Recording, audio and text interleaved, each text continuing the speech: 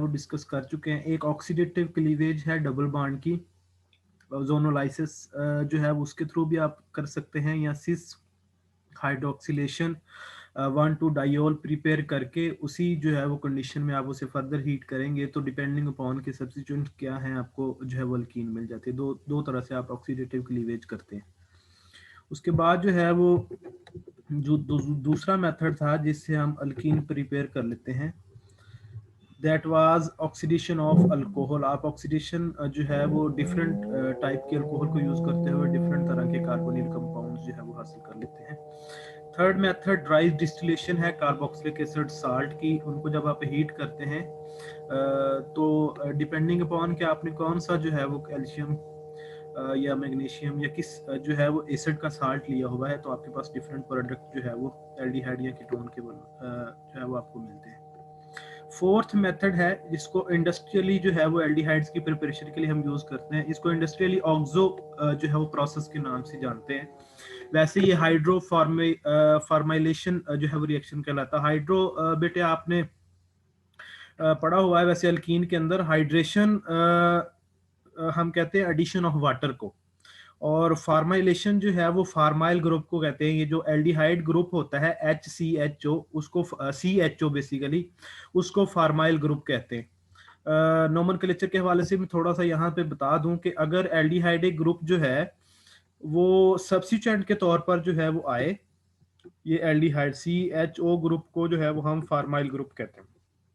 अगर ये सब्स्टिट्यूएंट के तौर पर आए किसी पेरेंट चेन के ऊपर तो हम इसे फॉर्माइल कहते हैं। अदरवाइज जो है वो हम इसके लिए सफिक्स जो है, अगर ये पेरेंट के तौर पर प्रेजेंट हो तो हम ALL यूज करते हैं एंड में।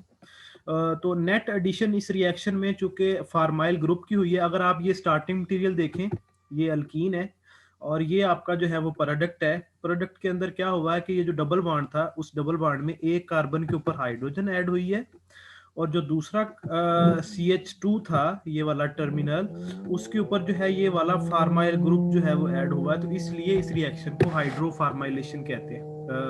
अभी मैंने हाइड्रेशन की बात की, हाइड्रेशन नहीं हाइड्रोजिनेशन से हाइड्रो आया है। हाइड्रोजन ऐड हो रही है और साथ में फार्माइल ग्रुप ऐड हो रहा है, तो नतीजे में हमारे पास ये वाली जो है वो एल्डिहाइड प्रोड्यूस हो जाती है।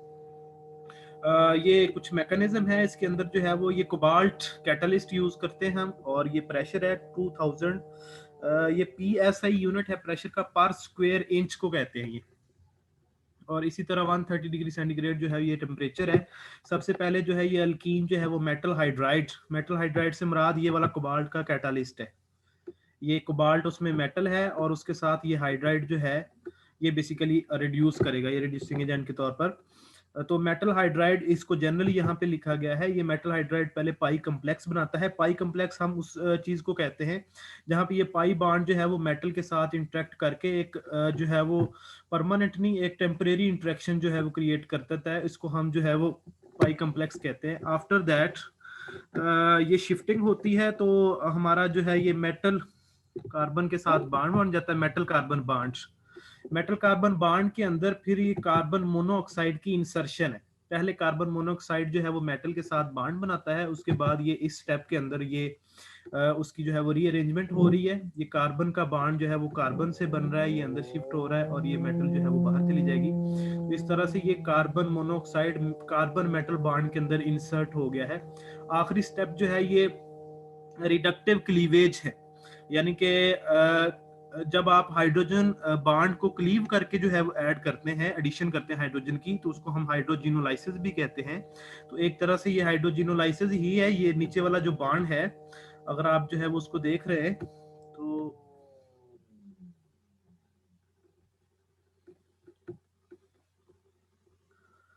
ये बेटे हाइड्रोजन हाइड्रोजन ये एक हाइड्रोजन का मॉलिक्यूल है। ये रिडक्टिव जो है वो दोनों बॉन्ड को ब्रेक करके उसके अंदर जो है वो मॉलिक्यूल के अंदर ऐड हो रहा है।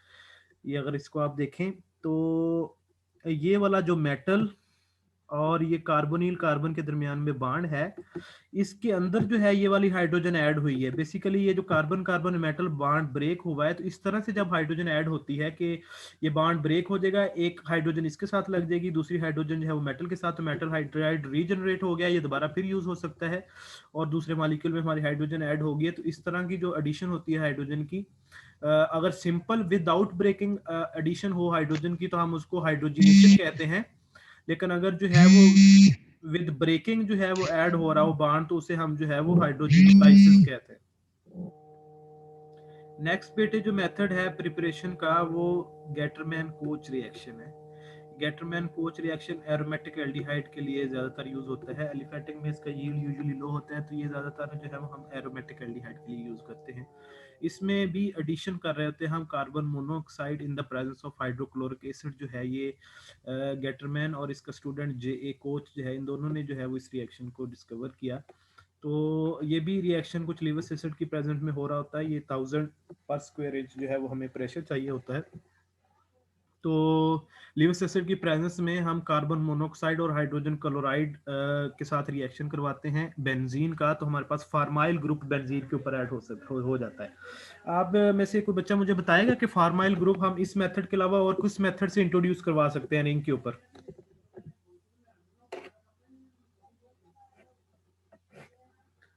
एनीवन बेटे, फार्माइल ग्रुप ऐड करना है तो हम इसके अलावा और किस मेथड से कर सकते हैं?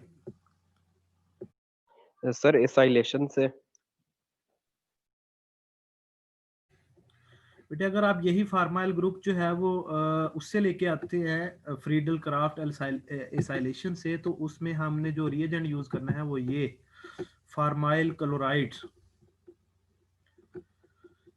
तो इलेक्ट्रोफाइल का कोई नेम बताएगा मुझे कि इलेक्ट्रोफाइल जो है वो क्या होता है फ्रीडल क्राफ्ट एल्काइलेशन में, अगर हम ये वाला मॉलिक्यूल यूज करें एसाइलेशन के लिए?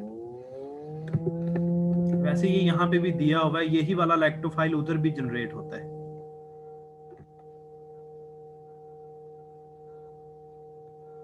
ये सॉरी मैंने फॉर्मल्डिहाइड वैसे बना दिया, ये फार्माइल क्लोराइड आएगा यहाँ पे क्लोरीन जी। तो ये जिसको मैंने बॉक्स किया हुआ है ये ऑक्सीजन पॉजिटिव के साथ, इसका नेम बताएंगे जी? ये वाला इलेक्ट्रोफाइल है बेसिकली।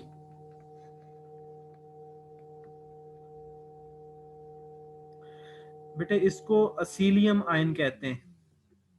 जनरली जो है ये वाला जो इलेक्ट्रोफाइल है यही वैसे उधर अगर आप इसाइलेशन कर रहे होंगे तो वहां पे भी यही जनरेट होता है, लेकिन गेटरमैन कोच में हम जो फार्माइल ग्रुप है वो बेसिकली कार्बन मोनोऑक्साइड से जो है वो लेके आ रहे हैं, वहां पे हम फार्माइल क्लोराइड से लेके आते हैं। लेकिन इसमें भी जो है वो ये कंसीडर किया जाता है कि जो रिएक्शन है उसमें ये इसीलियम आयन पहले प्रोड्यूस होता है, फिर उसके बाद जो है वो इसके ऊपर अटैक हो रहा है और ये एरोमेटिसिटी लॉस्ट हो रही है, दोबारा जो है वो लास्ट स्टेप में उसी की जो है वो कॉन्जुगेट बेस जो है ये लिवस एसिड की ये रिमूव कर लेती है उस एच को, तो हमारे पास दोबारा जो है वो एरोमेटिसिटी जो है वो रीजनरेट हो जाती है। तो ये एरोमेटिक एल्डिहाइड जो है वो आप इस मेथड से प्रिपेयर कर लेते हैं।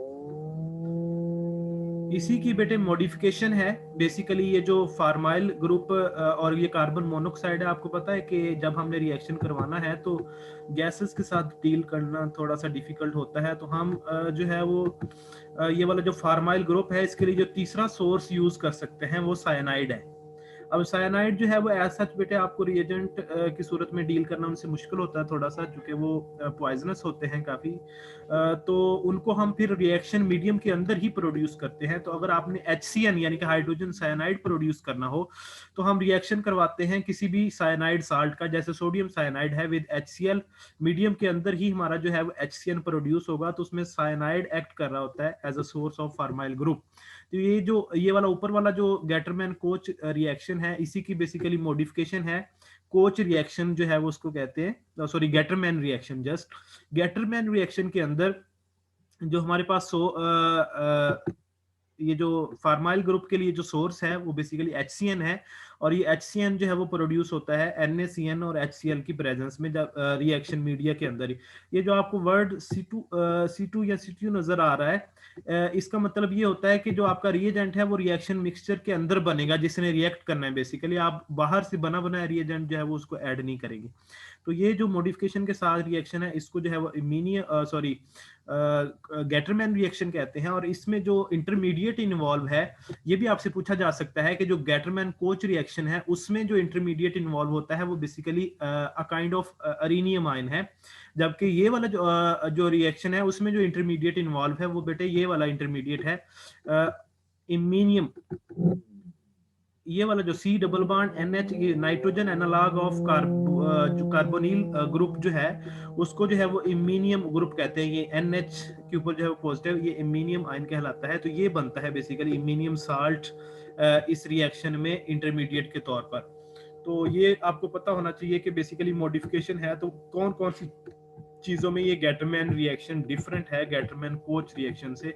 दोनों के अंदर हम बेसिकली फार्माइल ग्रुप ही ऐड करवा रहे हैं। तो तीन आपके पास अब तक जो है वो, अगर आपको जो है वो कहा जाए कि बेंजीन रिंग के ऊपर हमने जो है वो फार्माइल ग्रुप लेके आना है, तो हम कौन कौन से मेथड है जिनसे हम फार्माइल ग्रुप ऐड कर सकते हैं। तो उनमें एक मेथड बेटे ये जो फ्रीडल क्राफ्ट एसाइलेशन है, आप फार्माइल क्लोराइड यूज करें in the presence of Lewis acid, आप उससे भी लेके आ सकते हैं। सेकंड जो मेथड है उसमें आप जो है वो क्या कर सकते हैं, ये carbon monoxide in the presence of hydrochloride जो है वो लिविस एसिड की प्रेजेंस में ऐड करें। गैटरमैन कोच के नाम से नेम रिएक्शन है, आप उससे भी ऐड कर सकते हैं। तीसरा मेथड उसी गैटरमैन कोच रिएक्शन की मॉडिफिकेशन है, आप HCN यूज करें साइनाइडाइन as a source of formyl group.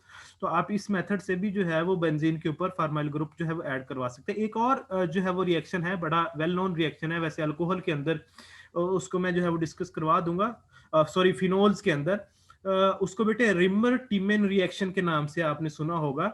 Reamer टिमेन reaction के अंदर भी हम जो है वो फार्माइल ग्रुप ही की इंट्रोडक्शन करवा रहे होते हैं, लेकिन वहां पे जो फार्माइल ग्रुप की इंट्रोडक्शन है वहां पे जो इंटरमीडिएट बन रहा होता है वो कार्बीन बनता है। वहां पे हम chloroform in the presence of sodium hydroxide use करते हैं। अल्फा एलिमिनेशन से हमारे पास पहले डाइक्लोरोकार्बीन बनती है। वो कार्बीन फिर जो है वो बेसिकली वहां पे फिनोल होता है बेंजीन की प्रेजेंस में, लेकिन इंट्रोडक्शन वहां पे भी हम फिनोल सॉरी फार्माइल ग्रुप का ही करवा रहे होते हैं। ये आपको नजर आ रहा होगा, सबसे पहले ये जो हाइड्रोजन साइनाइड बन जाता है, ये एसिड जो है वो उसको नाइट्रोजन को प्रोटोनेट करता है। प्रोटोनेट करने के बाद ये वाला हमारे पास जो आयन है ये बेसिकली एक्ट कर रहा होता है एज एन इलेक्ट्रोफाइल। तो बेंजीन जो है वो इस कार्बन पे अटैक करेगी, ये बॉन्ड आगे शिफ्ट हो जाता है, उसके बाद ये एरोमेटिसिटी लॉस्ट हो गई है। वही स्टेप जो है वो जो कि एरोमेटिक इलेक्ट्रोफिलिक सब्स्टिट्यूशन में होता है। तो ये दोबारा हाइड्रोजन लॉस हो जाएगा, ये एरोमेटिसिटी रीगेन हो जाएगी। अब उसके बाद दोबारा ये प्लस माइनस हाइड्रोजन का मतलब ये होता है कि एक हाइड्रोजन आपने यहां से निकाला है और इस नाइट्रोजन के ऊपर जो है वो ऐड किया है, यानी कि दो स्टेप इकट्ठे लिखे गए हैं इस रिएक्शन के अंदर। तो ये हमारे पास प्रोटोनेट हो गया ये वाला ग्रुप। अब इसके ऊपर जो है वो वाटर जो है वो फिर अटैक करता है कार्बन के ऊपर न्यूक्लियोफाइल के तौर पर। अब चूंकि ये हाइड्रोलिसिस होनी है, ये जब जहां पे भी ये वाला आपको ग्रुप नजर आ जाए इमीनियम, तो ये लाइबल या सेंसिटिव होता है हाइड्रोलिसिस को, तो ये फौरन जो है वो ब्रेक होके यहाँ से ये कार्बोनिल कार्बन में कन्वर्ट हो जाता है। ये कार्बन तो ये उसका आगे मैकेनिज्म आ रहा है कि किस तरह से कार्बोनिल कार्बन में कन्वर्ट होता है। ये पहले वाटर ऐड होगा, वाटर से फिर एक हाइड्रोजन लॉस होगा और वाटर मॉलिक्यूल से, और फिर NH2 के ऊपर जो है वो ऐड होगा। तो फिर ये दो स्टेप जो है वो इकट्ठे जो है वो दिखाए गए हैं। उसके बाद जो है ये ऑक्सीजन का लोन पेयर अंदर की तरफ मूव करेगा, तो ये NH3 NH2 बहुत बैड लिविंग ग्रुप है, लेकिन जैसे OH जो है वो कंपैरेटिवली जो है वो H2O पॉजिटिव से जो है वो लिविंग ग्रुप अच्छा नहीं है। इसी तरह जब हम हाइड्रोक्सिल को हमने लीव करवाना होता है तो हम हाइड्रोक्सिल की प्रोटोनेशन करवाते हैं। Same is the case with NH2 फिर भी जो है वो बैड लिविंग ग्रुप है हाइड्रोक्सिल से भी। लेकिन हम इसकी प्रोटोनेशन करवा के इसे जो है वो निकाल सकते हैं, क्योंकि कार्बन ऑक्सीजन जो बॉन्ड है वो बेसिकली स्टेबिलिटी प्रोवाइड कर रहा है, वो स्ट्रॉन्ग बॉन्ड है, तो इसलिए ये जो है वो NH3 लीव कर जाता है। अमोनिया चूंकि एक स्टेबल मॉलिक्यूल है और गैस है। तो फाइनल हमारे पास आखिरी स्टेप में ये डी प्रोटोनेशन है ऑक्सीजन के ऊपर, तो ये हमारे पास एल्डिहाइड बन गई है। ये जो है वो बेसिकली इसका मैकेनिज्म है इस रिएक्शन। तो ये अमोनिया जो यानी कि प्रोड्यूस होगा, ये फिर आपको पता है एसिडिक मीडिया वहीं से H+ जो है वो लेके उसको अमोनियम में कन्वर्ट होगा, और साथ में जो है वो ये एल्यूमिनियम क्लोराइड ये लिविस एसिड की सूरत में वहाँ पे कॉन्जुगेट बेस बनी है उसकी, तो ये दोनों आपस में मिलकर जो है ये आपस में एक साल्ट बना देते हैं।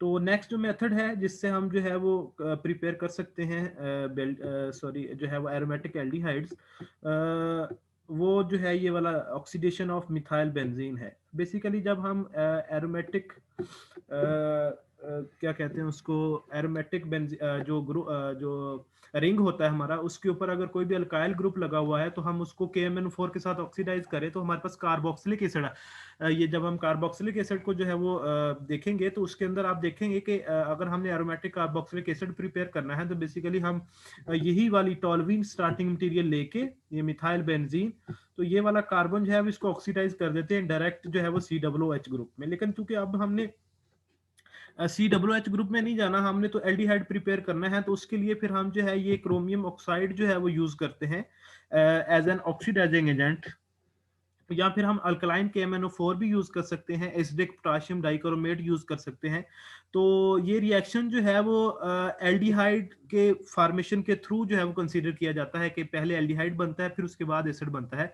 अगर आप ऑक्सीडेशन जो है वो इसकी एसिटिक एनहाइड्राइड की प्रेजेंस में करें तो ये वाला जो है, ये वाला जो इंटरमीडिएट बना हुआ है इसको जेम डाई एस्टर कहते हैं। बेसिकली ये दो एस्टेरिक फंक्शन लगे हुए हैं इस कार्बन के साथ। जब दो ग्रुप एक ही कार्बन से जुड़े होते हैं तो हम वर्ड जो है वो जेमिनल यूज करते हैं, तो जेमिनल से जेम है।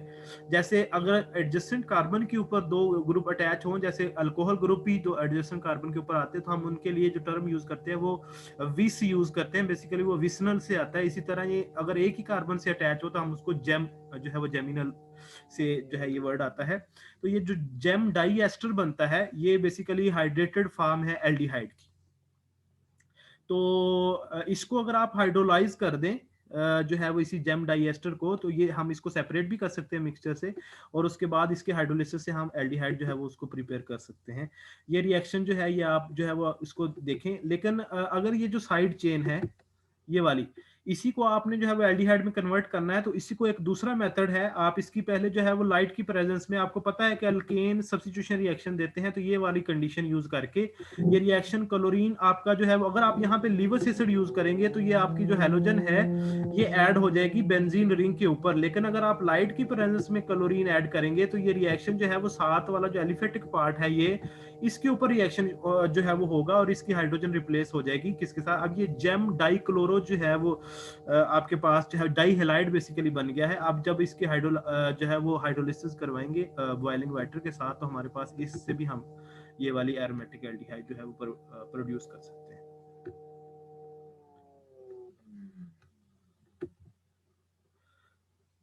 नेक्स्ट जो अब हमारे पास जो रिएक्शन है वो रिमर टिमन, ये जो जिसका मैं अभी जिक्र कर रहा था, ये वैसे फिनोल में भी आएगा लेकिन इधर भी है। तो इससे हम एरोमेटिक एल्डिहाइड जो है वो प्रोड्यूस कर लेते हैं। ये वैसे डिटेल में वहीं डिस्कस हुआ है। रिमर टिमर रिएक्शन में हम एक्वस NaOH यूज करते हैं ये क्लोरोफॉर्म की प्रेजेंस में। ये अभी मैं जैसे बता रहा था ये फिनोल हमारा स्टार्टिंग मटेरियल है, तो उसकी आर्थो पोजीशन पे ये फार्माइल ग्रुप जो है वो, तो ये चारों मेथड आपने जहन में रखने हैं। फार्माइल ग्रुप हम 4 तरीकों से इंट्रोड्यूस करवा सकते हैं, तो उनमें एक तरीका ये भी है रिमर टिमर रिएक्शन जो है। इसका मैकेनिज्म वगैरह अगर आपने देखना है तो आप जो है वो फिनोल वाले चैप्टर के अंदर जाके इसको देख सकते हैं।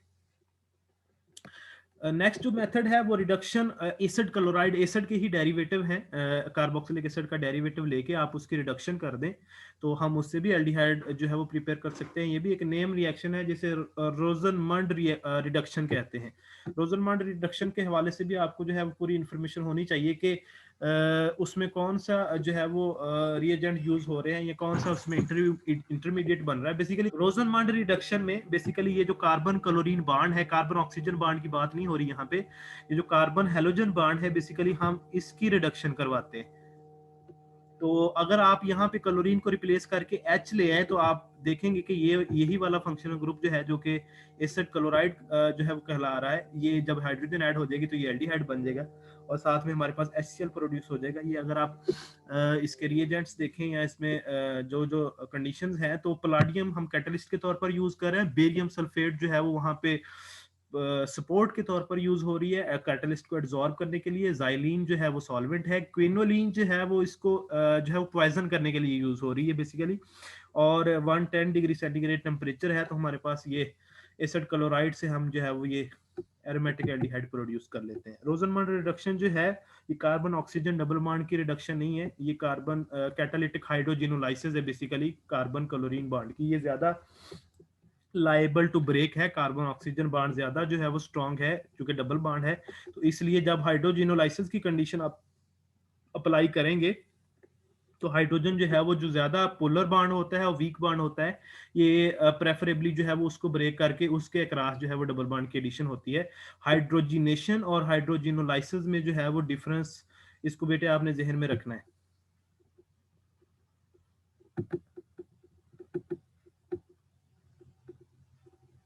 इसका भी अगर आप मैकेनिज्म ये देखें नीचे, तो ये सिंपल हाइड्रोजनेशन जैसे है। पहले हाइड्रोजन एडजॉर्ब होती है उस पलाडियम मेटल के ऊपर, फिर उसके बाद हमारा ये जो एसिड हेलाइड है, एरोमेटिक एसिड हेलाइड, ये आके उसके ऊपर एडजॉर्ब होता है। ये हाइड्रोजन जो है वो उसके ऊपर वन बाई वन करके जो है वो ऐड होती है कार्बोनिल कार्बन पे, फिर HCl के ऊपर, उसके बाद ये रिलीज कर देती है मेटल उससे। तो ये बेसिकली मेटल कैटालाइज जो है वो रिएक्शन। तो सूटेबल जो रिड्यूसिंग एजेंट है, ऊपर जो है वो हमने हाइड्रोजन को रिड्यूसिंग एजेंट के तौर पर यूज किया है, तो आप इसके अलावा भी जो दूसरा रिड्यूस एजेंट है वो भी यूज कर सकते हैं। लिथियम एल्यूमिनियम, ये ट्राइड जो है वो tertiary butoxy lithium aluminium hydride, इसको भी ये वैसे लिथियम एल्यूमिनियम हाइड्राइड का ही एक जो है वो डेरिवेटिव है। ये थोड़ा सा उससे लेस रिएक्टिव होता है, तो ये हमारे एसिड हैलाइड को जो है वो एल्डिहाइड में कन्वर्ट करने के लिए हम यूज करते हैं।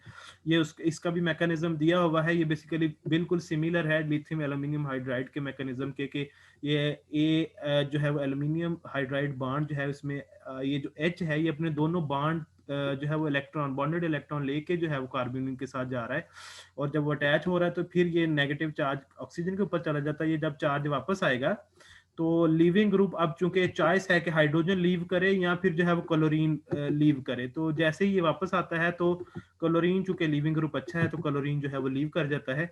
ये जैसे इस स्टेप में दिखाया गया है, तो हमारे पास जो है वो एल्डिहाइड प्रोड्यूस हो जाती है। ये जो लिथियम जो है वो tri tertiary butoxy lithium aluminium hydride है, इसको हम लिथियम एल्यूमिनियम हाइड्राइड के साथ अगर हम 3 मोल टर्शरी ब्यूटेनॉल के उनका रिएक्शन करवाएं तो हम इस मेथड से इसको प्रिपेयर कर सकते हैं। ये लिथियम एल्यूमिनियम हाइड्राइड का ही एक डेरिवेटिव है, समझ ले, हम उसी से जो है वो इसको प्रिपेयर कर सकते हैं। ये नीचे उसका रिएक्शन भी दिया हुआ है। ईथर की प्रेजेंस में आप जो है वो इससे जब अल्कोहल के साथ रिएक्ट करवाएंगे लिथियम एल्यूमिनियम हाइड्राइड को, तो हमारे पास ये वाला रिड्यूसिंग एजेंट तैयार हो जाता है। लिथियम एल्यूमिनियम हाइड्राइड जो है वो ज्यादा स्ट्रॉन्ग रिड्यूसिंग एजेंट है एज कम्पेयर टू ये रिएजेंट जो हम इसमें यूज कर रहे हैं। नेक्स्ट जो मेथड है जिससे हम अल्कीन को जो है, सॉरी, एरोमेटिक एल्डिहाइड या वैसे जनरली एल्डिहाइड्स को जो है वो प्रिपेयर कर सकते हैं, वो नाइट्राइल रिएक्शन है। ये भी एक नेम रिएक्शन है, इसे स्टीफन रिएक्शन कहते हैं। स्टीफन रिएक्शन में क्या हो रहा था, बेसिस स्टेनस क्लोराइड, ये टिन SN जो है क्लोराइड, इनके टिन का साल्ट हम कैटलिस्ट के तौर पर यूज करते हैं। HCl की प्रेजेंस में ये रिएक्शन होता है एनहाइड्रस ईथर में। तो ये वाला जो इंटरमीडिएट है वो बनता है, और हमारे पास एक पीछे भी रिएक्शन आया था जो कि गेटरमैन कोच की मॉडिफिकेशन था, गेटरमैन रिएक्शन, उसमें भी इमीनियम साल्ट बनता था इंटरमीडिएट में। और ये जो स्टीफन रिएक्शन है इसके अंदर भी ये बेटे इंटरमीडिएट बनता है। इमीनियम जो है इंटरमीडिएट, इमीनियम का साल्ट जो है वो इंटरमीडिएट में बनता है, और जब भी ये इमीनियम साल्ट बन जाए रिएक्शन मीडियम में तो ये लाइबल टू हाइड्रोलिसिस होता है। जैसे ही आप उसकी हाइड्रोलिसिस करवाएंगे तो ये bond C double bond NH break होके हमारे पास वो कार्बन जो है वो कार्बोनिल कार्बन में कन्वर्ट हो जाती है, और साथ में ये दूसरा उसका अमोनियम का साल्ट जो है वो रिलीज हो जाएगा। ये एलिफेटिक और एरोमेटिक एल्डिहाइड जो है वो दोनों की प्रिपरेशन के लिए यूज हो सकता है, लेकिन ज्यादातर हम इसे भी जो है वो एरोमेटिक एल्डिहाइड की प्रिपरेशन के लिए यूज करते हैं। नेक्स्ट जो मेथड है ये अल्काइन के अंदर बेसिकली डिस्कस हो चुका है। अल्काइन की अगर आप हाइड्रेशन करें, बेसिकली हम अल्कीन की करते हैं, लेकिन अल्काइन की अगर हम हाइड्रेशन करें तो हाइड्रेशन हम जो है वो mercuric sulphate plus sulphuric acid की प्रेजेंस में करते हैं। तो ये वाटर मॉलिक्यूल जैसे ही इसमें ऐड होता है तो ये हमारे पास ये वाला इंटरमीडिएट बनता है इनोल। इनोल जो है वो अनस्टेबल होता है, ये फौरन टाटोमराइज हो जाता है कार्बोनिल कंपाउंड के अंदर। तो ये हमारे पास ये भी एक मेथड है कि आप अल्काइन की हाइड्रेशन करके आप इससे भी जो है वो कार्बोनिल कार्बन जो है कंपाउंड जो है वो उसको प्रिपेयर कर सकते हैं।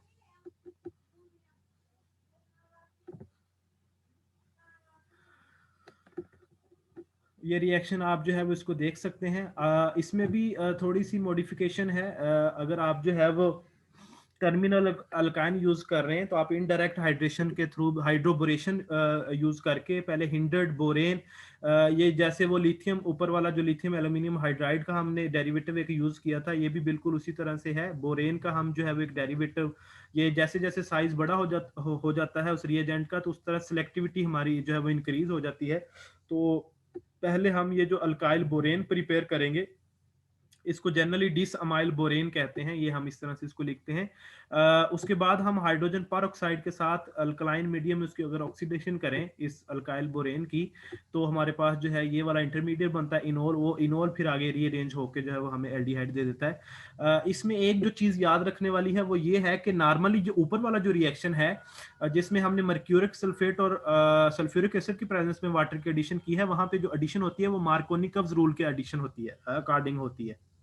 तो यहाँ पे जो रिएक्शन, ये नीचे वाला जो बोरेन अल्काइल बोरेन के थ्रू जो रिएक्शन हो रहा है, इसमें एंटी मार्कोनिकव एडिशन होती है, यानी कि जो नेगेटिव पार्ट है एडिंग रिएजेंट का वो उस कार्बन के पास जाएगा। मार्कोनिकव एडिशन बेसिकली ये है कि वो लीस्ट कार्बन के पास जाएगा जिसके पास लीस्ट हाइड्रोजन है, जबकि एंटी मार्कोनिकव में वो उसके पास जाएगा जिसके पास ज्यादा हाइड्रोजन है। तो अगर आप टर्मिनल जो है वो कार्बन के ऊपर इंट्रोड्यूस करवाना चाह रहे हैं एल्डिहाइडिक फंक्शन, तो इस उसके लिए जो है वो आप ये नीचे वाले मेथड से जो है वो आप प्रिपेयर कर सकते हैं। ज्यादातर जो है वो हम अल्कोहल की प्रिपरेशन, प्राइमरी अल्कोहल के लिए भी जो है वो ये हाइड्रोब्रेशन वाला मेथड यूज करते हैं। नेक्स्ट जो मेथड है जिसमें हम अल्डिहाइड जो है वो प्रिपेयर कर सकते हैं, वो ग्रिग्नार्ड रिएजेंट को यूज करते हुए कर सकते हैं। ग्रिग्नार्ड रिएजेंट बेटे, अगर आप उसे नाइट्राइल में ऐड करें, अच्छा ग्रिग्नार्ड रिएजेंट भी दो तरह से जो है वो आप उसको यूज करते हुए कार्बोनिल कंपाउंड जो है वो प्रिपेयर करते हैं। अगर आप जो है वो ग्रिग्नार्ड रिएजेंट जो है वो ये नाइट्राइल जो है वो डेरिवेटिव लेके उसमें ऐड करेंगे, तो हमें पता है कि ये जो ग्रिग्नार्ड की अल्काइल पार्ट है उसकी कार्बन जो है वो न्यूक्लियोफिलिक होती है, और ये वाली जो कार्बन है ये इलेक्ट्रोफिलिक है। तो ये जब उसके ऊपर अटैक करेगी तो ये कार्बन कार्बन बॉन्ड जो है वो बनेगा और ये बॉन्ड शिफ्ट होके इसके ऊपर आ जाएगा। अब इसमें फिर जो है ये वाला ये इमीनियम जो है वो इंटरमीडिएट बन रहा है, बेसिकली मैग्नीशियम का साल्ट है, इमीनियम का ही साल्ट है मैग्नीशियम के साथ। और मैंने बताया है अभी पीछे भी कि जब भी ये बनेगा तो ये हाइड्रोलिसिस के दौरान, ये इसका मैकेनिज्म पीछे वैसे आ चुका है कोच रिएक्शन गेटरमैन रिएक्शन के अंदर ही जो है इसका मैकेनिज्म अभी आप देख के आ रहे हैं वैसे। तो ये यहाँ से ब्रेक होके ये वाला जो है बॉन्ड ये कार्बोनिल कार्बन में कन्वर्ट हो जाता है ये। तो हमारे पास ये इसी तरह अगर आप जो है वो एसिड हिलाइड को यूज करें ग्रिग्नार्ड के साथ, तो इससे भी आप जो है वो एल्डिहाइड जो है या कीटोन बेसिकली प्रिपेयर कर सकते हैं। ये वाला आर जो है वो अभी मैंने जैसे बताया ये न्यूक्लियोफिलिक इन नेचर होता है जो पार्शियल नेगेटिव चार्ज के साथ। तो ये जो कार्बोनिल कार्बन है ये इलेक्ट्रोफिलिक है, ये इसके ऊपर अटैक करेगा तो ये हमारे पास ये इंटरमीडिएट में मैग्नीशियम का साल्ट बनेगा। और वो नेगेटिव चार्ज जब जो है वो वापस आएगा, ये वाला ऑक्सीजन का नेगेटिव चार्ज ये जब इधर वापस आएगा तो अब लिविंग ग्रुप के पास चॉइस है कि आर निकलेगा या आर, तो दोनों में से जो ज्यादा अच्छा लिविंग ग्रुप है वो लीव कर देगा, और हेलोजन लिविंग ग्रुप अच्छे हैं तो ये लीव करेगा, तो हमारे पास ये कार्बोनिल जो है वो कंपाउंड जो है वो बन जाएगा। ये ग्रिग्नार्ड रिएजेंट को यूज करते हुए भी हम जो है वो इस मेथड से प्रिपेयर कर सकते हैं। ज्यादातर जो स्टेरिकली हिंडर्ड कीटोन होती हैं वो नॉर्मल तरीकों से प्रिपेयर नहीं होती, तो ग्रिग्नार्ड रिएजेंट चूंकि बड़ा रिएक्टिव रिएजेंट है तो हम इसको यूज करते हुए ये हिंडर्ड कीटोन, ये नीचे एक रिएक्शन दिया हुआ है उसको अगर आप देखें तो हिंडर्ड कीटोन जो है वो हम बना सकते हैं इसी मेथड के थ्रू। ये दोनों तरफ जो है वो टर्शरी ब्यूटाइल ग्रुप जो है वो कीटोन के वो ऐड हो गया है। तो ये नॉर्मल जो है वो चूंकि स्टीरिकली हिंडर्ड है तो नॉर्मल जो मेथड्स हैं उनसे प्रिपेयर करना जो है वो ज़रा मुश्किल होता है, तो उस केस में हम जो है वो रिग्नार्ड रिएजेंट को यूज़ करते हुए भी बना सकते हैं। तो ये रिएक्शन आज डिस्कस हुआ है वैसे फ्रीडल क्राफ्ट इसाइलेशन, तो ये भी बेसिकली एक मेथड है कीटोन को प्रिपेयर करने का। हमें पता है कि ये एराइल पार्ट है और दूसरी तरफ जो है वो हमारे पास एसाइल पार्ट आ रहा है। तो एसाइल और एराइल पार्ट जब मिलते हैं तो ये भी बेसिकली कीटोन जो है वो कीटोनिक कंपाउंड है बन रहा है ये। इसका मैकेनिज्म वैसे आज डिस्कस हो चुका है एरोमेटिक के अंदर जो है आप उसको देख सकते हैं जाके, ये भी इजीली इलेक्ट्रोफिलिक सब्स्टिट्यूशन रिएक्शन की एक एग्जांपल है। नेक्स्ट मेथड है जिससे हम एल्डिहाइड और कीटोन जो है वो उसको प्रिपेयर कर सकते हैं, वो कार्बोक्सिलिक एसिड है।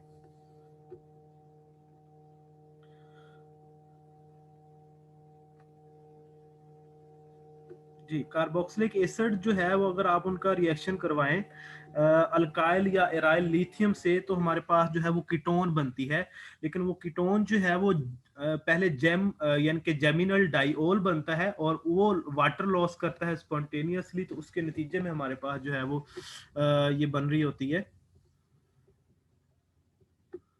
ये अगर आप रिएक्शन देखें तो इसमें पहले अल्काइल लिथियम जो है ये कार्बोक्सिलिक एसिड के साथ रिएक्शन करती है। अब अल्काइल लिथियम ग्रिग्नार्ड रिएजेंट की ही यानी कि समझ लें कि उसकी जो है वो फैमिली से है उसका तल्लुक। उसमें भी ये जो अल्काइल पार्ट है वो न्यूक्लियोफिलिक इन नेचर है। तो अगर ये न्यूक्लियोफिलिक इन नेचर है, ये वाला आर, तो ये क्या करेगा कि इसको एसिडिक प्रोटॉन मिलेगा तो ये उसको रिमूव कर लेगा, तो ये बन जाएगा अल्केन। और साथ में वो नेगेटिव चार्ज को स्टेबलाइज करने के लिए लिथियम जो है वो मेटल उसके साथ जो है वो आयनिक बॉन्ड बना लेगी, तो ये लिथियम का साल्ट बन गया बेसिकली, लिथियम कार्बोक्सिलेट है ये, अल्काइल कार्बोक्सिलेट। अब इसका दूसरे मोल जो है वो अल्काइल लिथियम के साथ जब रिएक्शन होता है तो अब चूंकि ये जो नेगेटिव जो इसका न्यूक्लियोफिलिक कार्बन है अल्काइल लिथियम का, इसके पास अब कोई ऑप्शन नहीं है। तो मैंने न्यूक्लियोफाइल और बेस में फर्क बताया था क्लास के दौरान कि न्यूक्लियोफाइल और बेस में क्या फर्क है। कोई बेटे ये जो आपको एग्जांपल अभी नजर आ रही है, तो नेगेटिव चार्ज स्पीशी अगर एसिडिक प्रोटॉन रिमूव करे तो उसको हम जो है वो बेस कहते हैं बेसिकली। और अगर वही नेगेटिवली चार्ज स्पीशी जो है वो इलेक्ट्रोफिलिक सेंटर के ऊपर अटैक कर रही हो तो हम जो है वो उसे न्यूक्लियोफाइल कहते हैं। जो पहला मोल अल्काइल लिथियम का रिएक्ट कर रहा है उसमें जो अल्काइल पार्ट है वो बेसिकली उसका आर जो है वो बेस के तौर पर एक्ट कर रहा है, जबकि जो सेकंड मोल है उसका अल्काइल लिथियम का उसमें जो आर है वो न्यूक्लियोफाइल के तौर पर जो है एक्ट कर रहा है। क्यों? क्योंकि उसके अंदर नेगेटिव चार्ज जो है वो कार्बोनिल कार्बन इलेक्ट्रोफिलिक सेंटर के ऊपर अटैक कर रहा है। तो अटैक करने के बाद जो है ये फिर लिथियम साल्ट बन रहा है। ये आगे जो है वो आप वाटर डालेंगे तो ये एक ही कार्बन से दो हाइड्रोक्सिल ग्रुप अटैच है, इसलिए इसको जेम डाइओल कहते हैं। ये फौरन जो है ये अनस्टेबल होता है, ये फौरन ये इसका लोन पे जो है वो अंदर की तरफ जो है वो शिफ्ट होगा, तो ये वाटर मॉलिक्यूल एक लॉस हो जाएगा, ये हमारे पास कार्बोनिल कार्बन में जो है वो कन्वर्ट हो जाएगा। सर आपने पहले बताया था कि जो गुड लिविंग ग्रुप होगा मॉलिक्यूल में वो लीव कर जाएगा। सर हम कैसे डिटरमाइन कर सकते हैं कि अच्छा लिविंग ग्रुप कौन सा है? जी ये मैं अभी मीटिंग दोबारा शेयर कर रहा हूँ, ये इसका मीटिंग का टाइम खत्म हो तो उसमें बताता हूँ फिर।